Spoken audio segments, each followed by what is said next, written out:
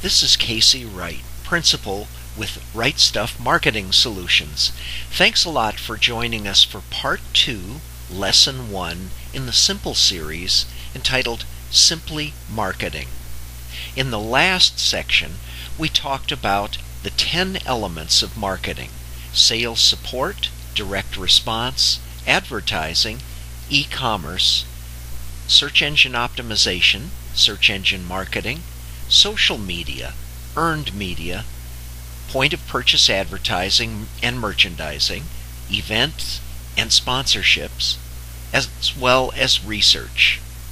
In the second part, we'll concentrate on SEO, SEM, social media, earned media, point of purchase advertising and merchandising, events and sponsorships, and research. I hope you enjoy the discussion and look forward to hearing from you. Search engine optimization and search engine marketing are also extremely valuable pieces in the marketing mix. With search engine optimization, that's really the organic searching that people do. In other words, this is where you put relevant terms within your website, and then the algorithms of the various search engines, that includes Google and Yahoo and Bing and others, look at those, they crawl all of those terms, and then they rank the site against all of the other people with the same kinds of terms. So the keyword densities, the right keywords, the content of the website, whether it's leading people to make a decision, whether it's giving valuable information, whether or not people are trying to trick the search engines by putting in all sorts of repetitive terms, that kind of thing. All of those things are extremely important. So that's search engine optimization, is to make sure that the terms that are used, where they're placed, the ease of navigation of the site, the links that are on the site, all of those things contribute to a very healthy site and hence better rankings. SEO is organic, as I said, and search engine marketing, SEM, is paid search. That would be something that typically an e-commerce site would use, although non-e-commerce sites also use paid search. The idea is that using Google AdWords is a pay for every click, not pay for sale. So if you have an offer in your ad and people come to your site, but the offer isn't as good or is hard to find or something like that, you could pay a huge amount of money for clicks but not sell anything. So that's not the way to do it. We're going to have a whole training session on SEO and SEM. That'll be coming up. Social media and its impact on the rankings is growing every single day. So if your company has a website, but it's not using the LinkedIn or Facebook or any of the other social media, it needs to immediately, because all of the search engines are using that popularity to also then rank your website. Now, I talked about linking, and linking to various sites that have some connectivity to your site, some interest shared between you and that other website, is so important for your ranking.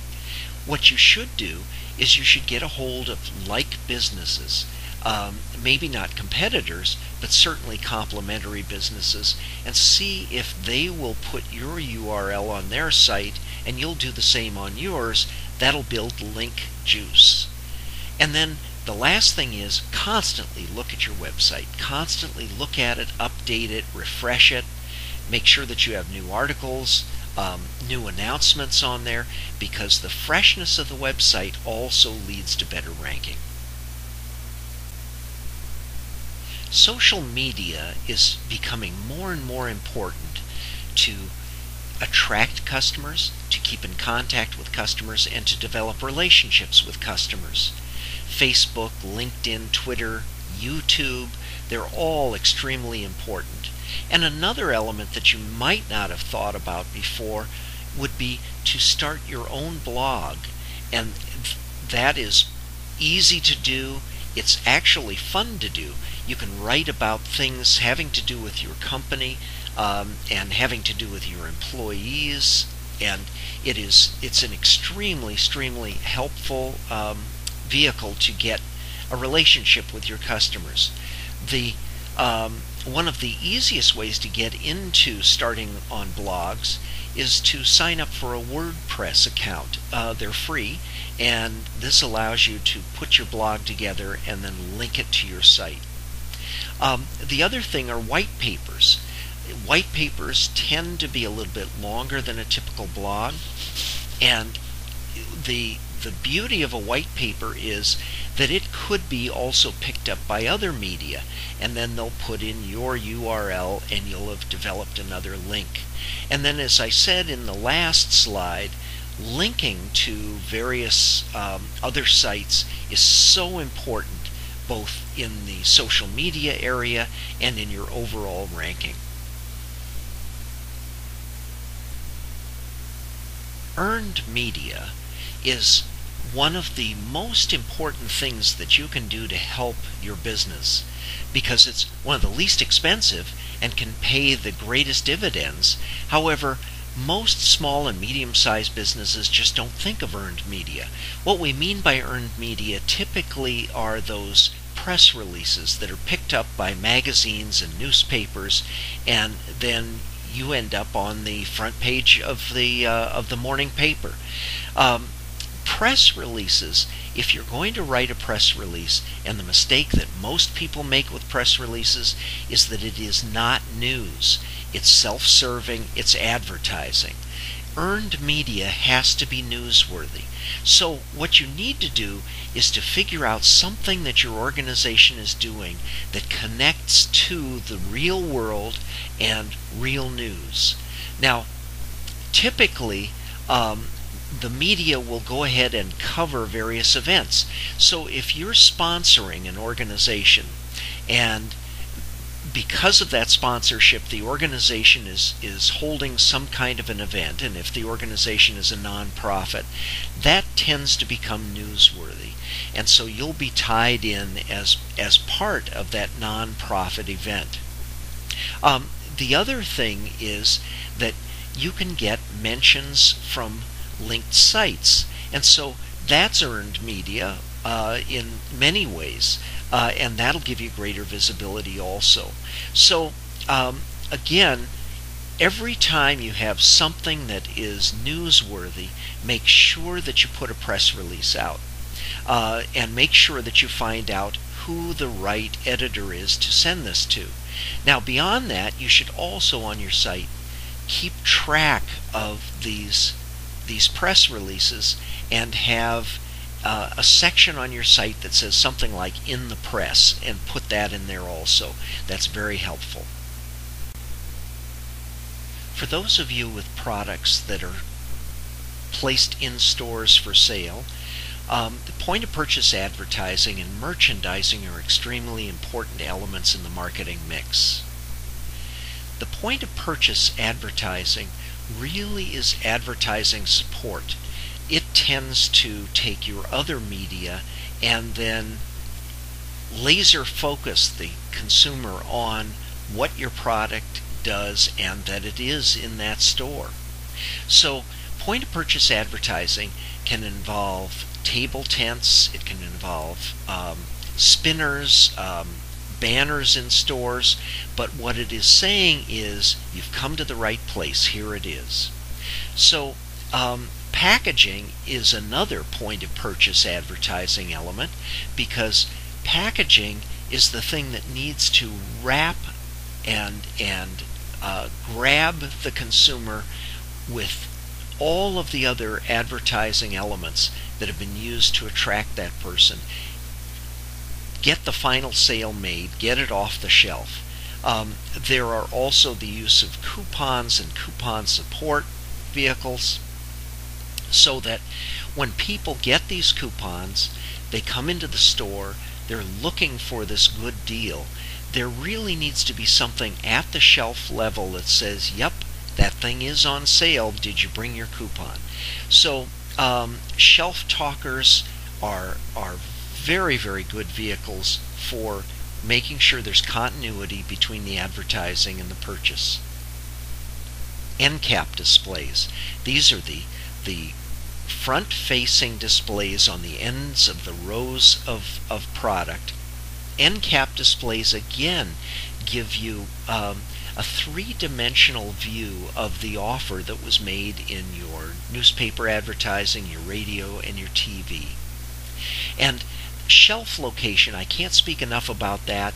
As close to eye level as possible, as many facings as your product can afford to give you.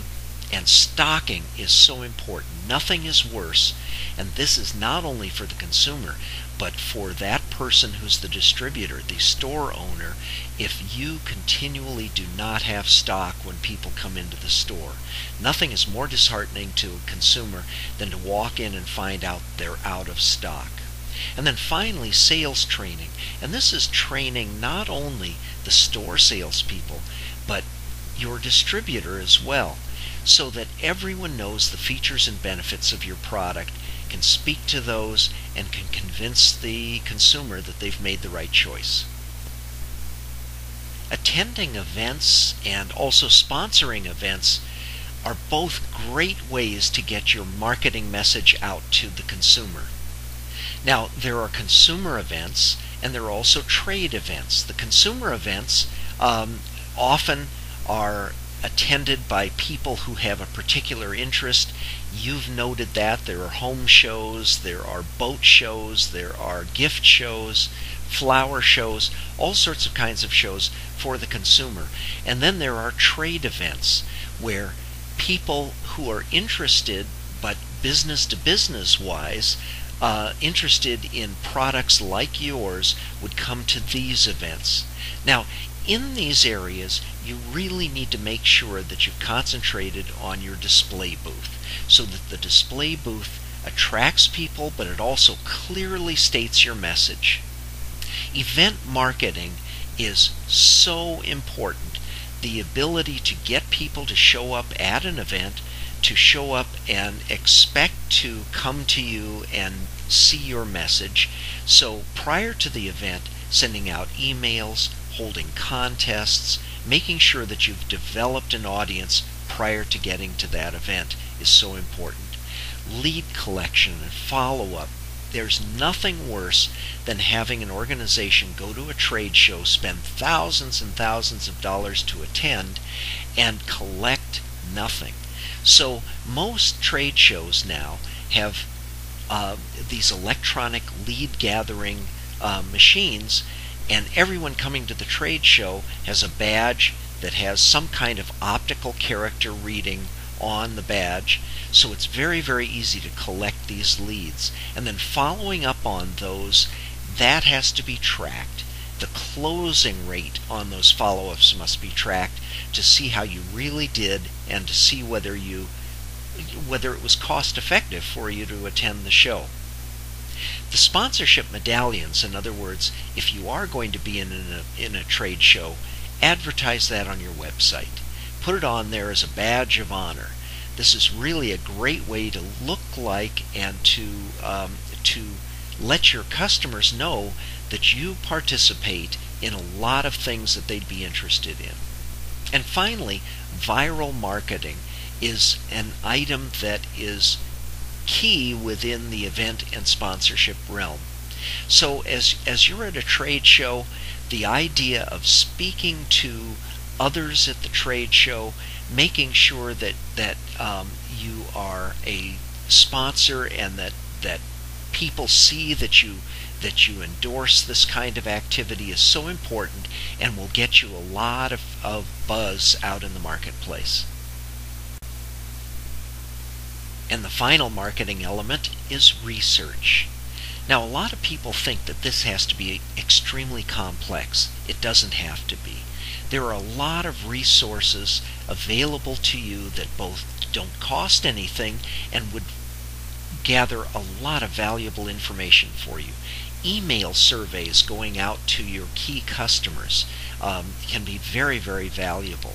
And in fact, using something like SurveyMonkey is an extremely easy and effective way to get a research placed and to see the results. Focus groups, although these can be very complex, they don't have to be. If you have the opportunity, you can bring some of your key customers into your factory, into your store.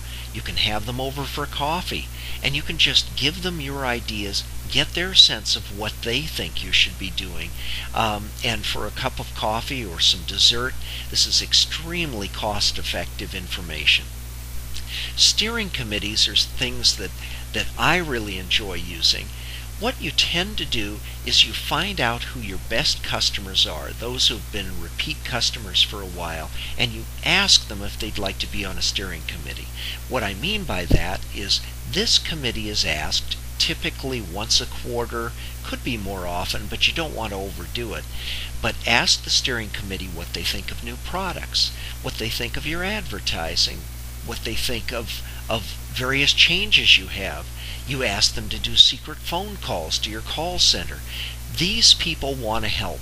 They love you, they like your products, they want to participate, and they will most likely say yes. So use them, they want to be partners with you. The call center that you have is also a valuable tool for research.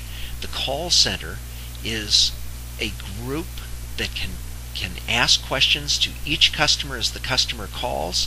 They can find information for you. They can ask 2 or 3 questions and get a lot of good information. The field sales force that you have out there can also take surveys of their customers. Package inserts typically put in with the warranty card are also valuable ways to have short, concise surveys done. Industry associations, another wonderful way to find out background on what should be going on in your marketplace. Typically, industry associations spend hundreds of thousands of dollars having research done, and they will publish this research, and it's usually very inexpensive for members of the association to get the information, but very expensive for non-members to get it. And then the other thing, and the thing I love to do, is to sign up for the competition. Try them out. Call their call center. Place a sample order. See how long it takes for them to deliver it.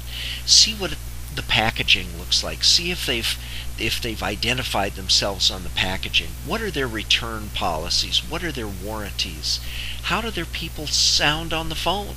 What's their advertising look like? What does their catalog look like? All of this is valuable information, and you just have to sign up to be one of their customers. So this is all great research that doesn't require somebody in a white lab coat. This is Casey Wright, Principal at Right Stuff Marketing Solutions, and we hope you enjoyed this lesson in our simple series of brief courses aimed at taking the mystery out of marketing. You know, if you'd like to learn more or need help with your strategic marketing planning, please give Right Stuff Marketing Solutions a call at 978-500-9232 or visit our website at www.rightstuffmarketing.com.